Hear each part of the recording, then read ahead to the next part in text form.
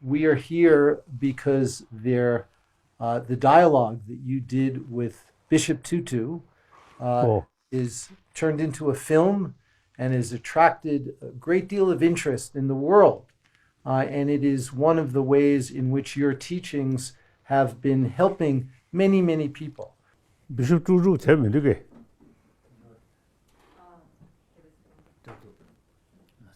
So this is part of a project associated with this film. And what we would like to do, Your Holiness, is to ask a series of questions. Yes. My great spiritual friend, now no longer.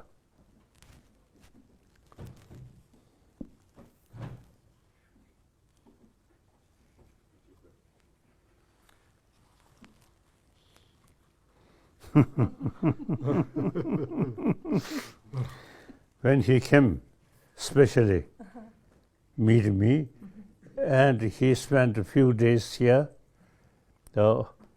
He wanted to exchange some deeper experiences. So when he landed down in Dharamsala airport, I went, and then So cute. Good friendship.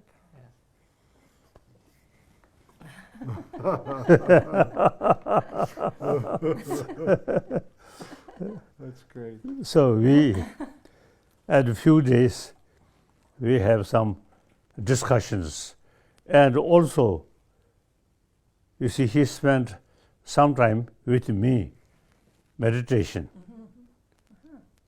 In my room, one special statue, Avalokiteshvara statue, in front of there, we together some meditation.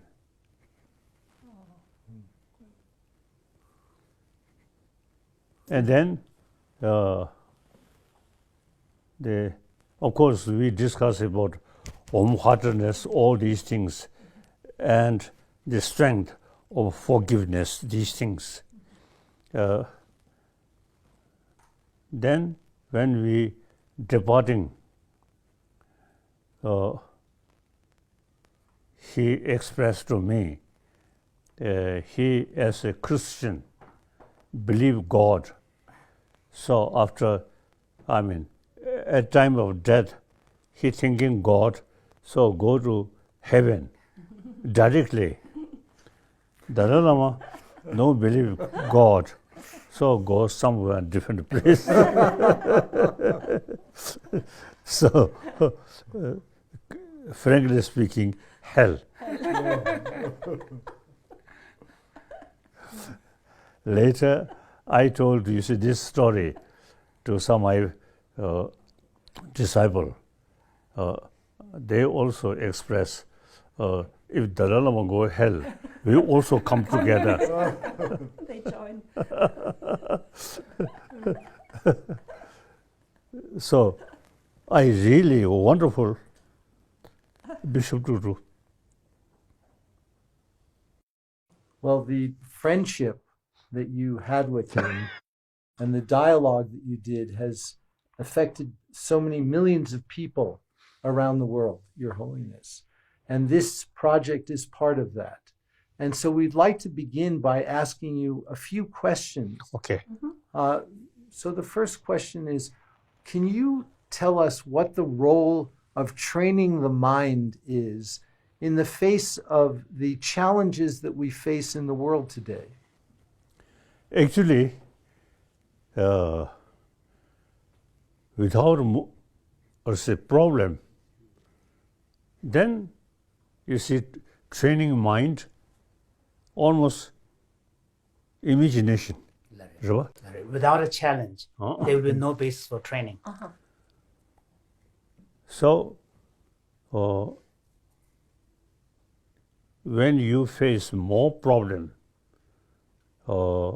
usually you see sources develop anger.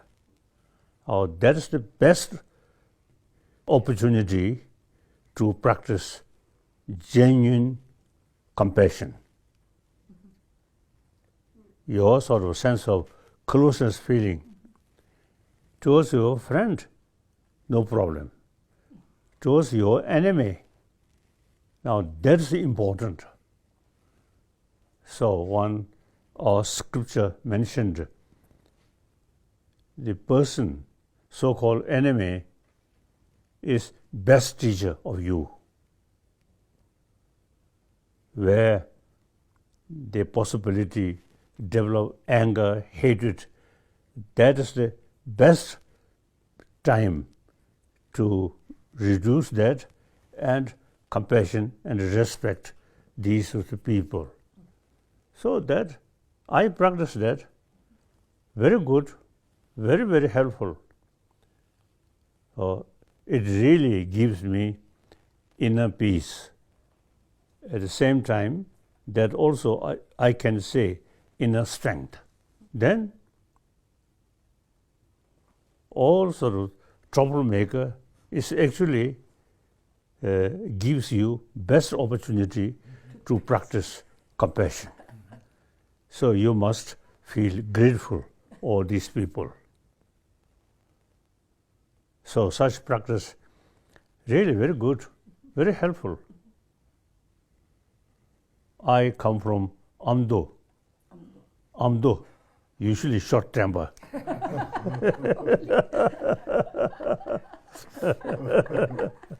We have saying, "Chu murzuji shina, pa murzuji shugis." So there's a saying in the Amdo region that if someone hits you once, you should hit that twice.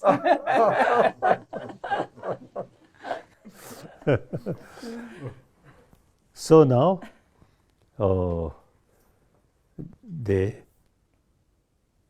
so long the altruism is concerned, the best book and immense help for me is Shantadeva's book. Bodhicharya Avatar, Guide to the Bodhisattva Way. Dr. Shenji to me the Yanda Chawar Mashana, Sanjay to Mindru call. If you don't exchange your own well-being with that of others, let alone attainment of Buddhahood, even in this life, there will be no real joy. So, letting go of, weariness, we should ride the horse of altruistic mind and travel from a place of joy to joy. And what discerning person wouldn't want to take on such a journey? All the problems that are in the world stem from excessive self-focus, and all the joys in the world stems from a mind that orient towards others. So, and what more needs to be said? Simply compare where we are and where the enlightened Buddhas are. When I get deep sleep, very peaceful sleep, some mosquito come, then little anger.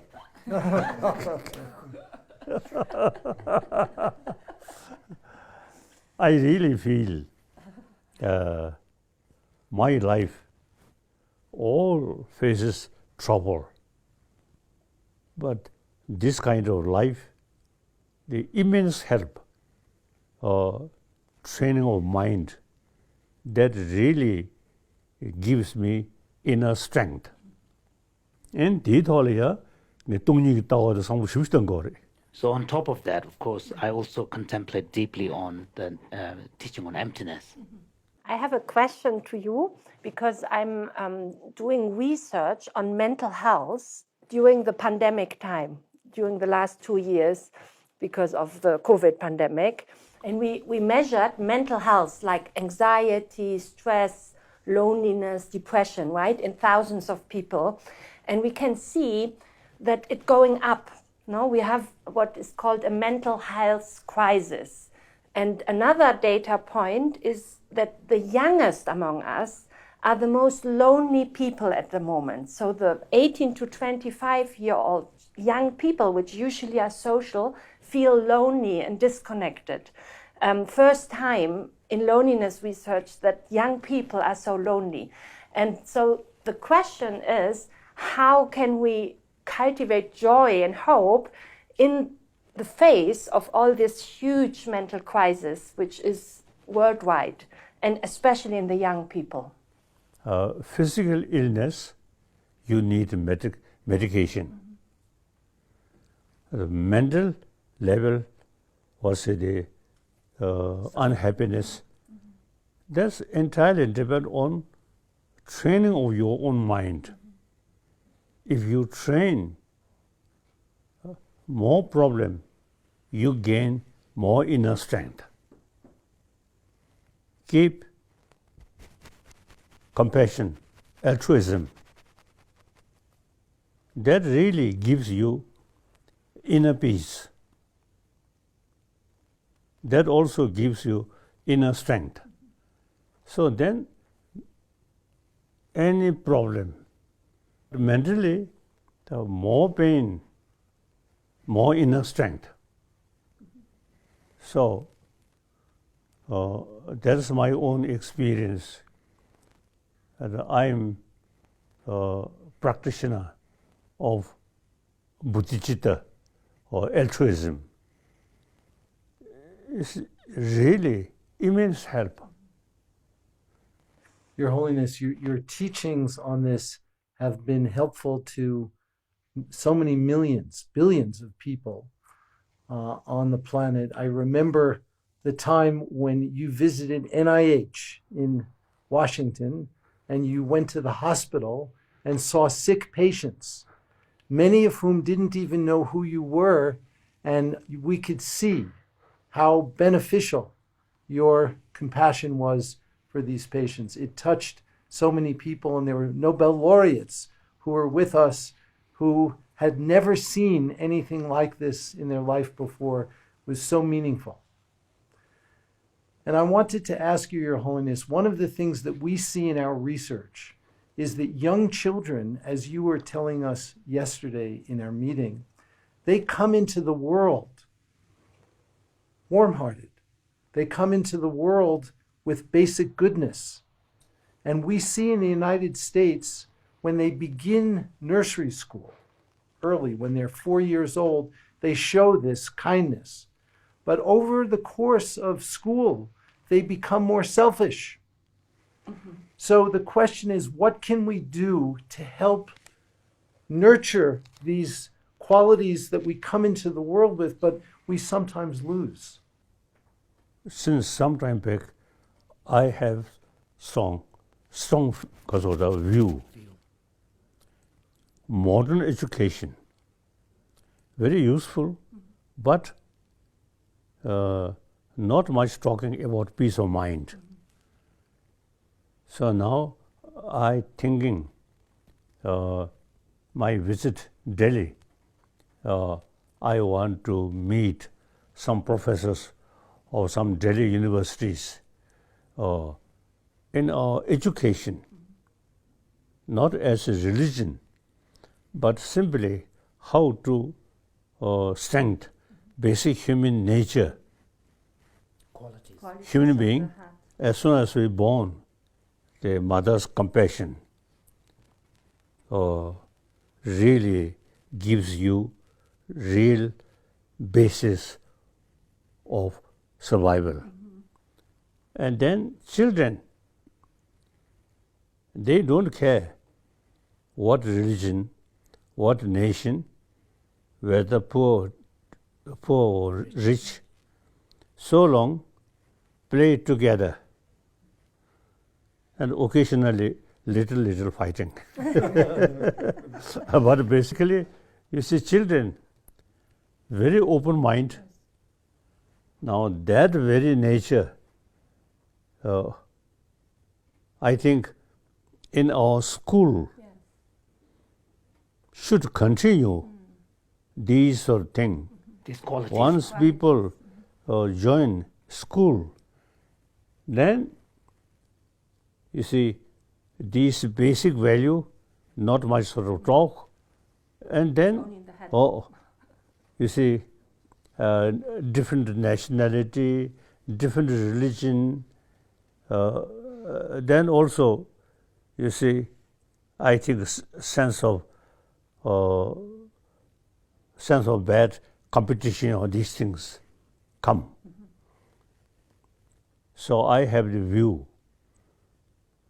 in university, in school, without touching religion, simply how to develop healthy mind and warm-heartedness. Simply, you see, for health reason, talk how to build healthy mind. Yeah, so I have another question complex because I'm a social neuroscientist. So we are studying the interaction between different brains, not just one brain, but like how do I understand your feelings, empathy, compassion, perspective taking, how can I make sense of the other, right? And relationships. And we know that our brains have probably grown bigger through evolution to support actually cooperation and relationships and trust. And I think what we also see in the world is a crisis of trust, right? This is a crisis of people not trusting each other anymore. And so the question I have for you is how can we rebuild relationships, meaningful relationships and trust, and which role have social connectedness and relationship for a joyful, happy life? We are social animal. Yes. Your own interest, your own sort of best way to give you deeper satisfaction is surrounding your, because of the people. As a social animal, we always together. Then, if you keep all these people are same human being, we have same right, then I have to serve as much as possible. That gives you genuine satisfaction, happiness. So, more also opportunity, helping other people, that gives you more deep satisfaction. So altruism, the chanchu yisem sene, shan la pande tuya lo de randu tuya yashurisha. So in fact, being altruistic and thinking about others is the best way to fulfill one's own self-interest as well. It's a win-win. You always said it's a win-win situation. Did it? True. So, basic human nature is as social animal, warm-heartedness there. Once join school, education, not much talk. So now in education field, we should have lesson how to build healthy body, meantime healthy mind. Your Holiness, scientific research shows that social connection is important for our happiness. And we'd like to ask you, what role have friendships played in your own life and your own happiness? Like this friendship. Actually, karuna or compassion really brings you inner strength, inner peace, and that brings many friends. Ultimately, that brings peaceful world. And because you told us many years before, now we are working with teachers in schools and we are training them in compassion exercise, compassion training, doing studies on that. So your teaching happens already in Europe and in America, and a lot of teachers profit a lot because they, the word burnout. We have a problem that many teachers are in burnout. They are like depressed, they drop out, and they need a lot of compassion as well, right? So this mental training is very, very useful for teachers and for children. We did a study, Your Holiness, where we trained teachers to follow Tanya, trained teachers in warm-heartedness, to cultivate warm-heartedness before COVID, before the pandemic, and we followed them during the pandemic. The teachers who received the training were 6 times more likely to still be teaching. The other teachers were all burned out and left the profession. So they found their vitality, their purpose. I think my own little experience, those subjects which I learned from my tutor, when tutor showing little sort of serious face, that not much sort of deep. No, my teacher, you see, while give me explanation, these philosophy or these sophisticated subject, mixing with the joke or with smile, these lesson really deeply also touch my mind. So the human nature. And humor, no? His Holiness, you have so much humor, so you're the best teacher because you laugh all the time. How did you manage to go through your life and laughing all the time? Humor is one of your big strengths too, right? Your Holiness, there are so many difficulties today in the world that challenge us. Many, many years ago, you said, and there's a famous quote of yours that I have on the door of my study for 35 years. And it's a quote about never giving up, the importance of never giving up. And I wonder if you can speak with us and give us a message for the future about this issue of not giving up and the importance of hope for the future. We all have the same responsibility to build healthy world. Healthy, not only physical health, but mental health. More compassionate world. If we make some appropriate approach, I think in the past human history, war, First World War, Second World War, killing people and spend a lot of money for weapon. Now this should be past. I really feel very purpose of your life is serving other people, helping other people. I always say 7 billion human beings, actually our brothers, sisters, we have to live together.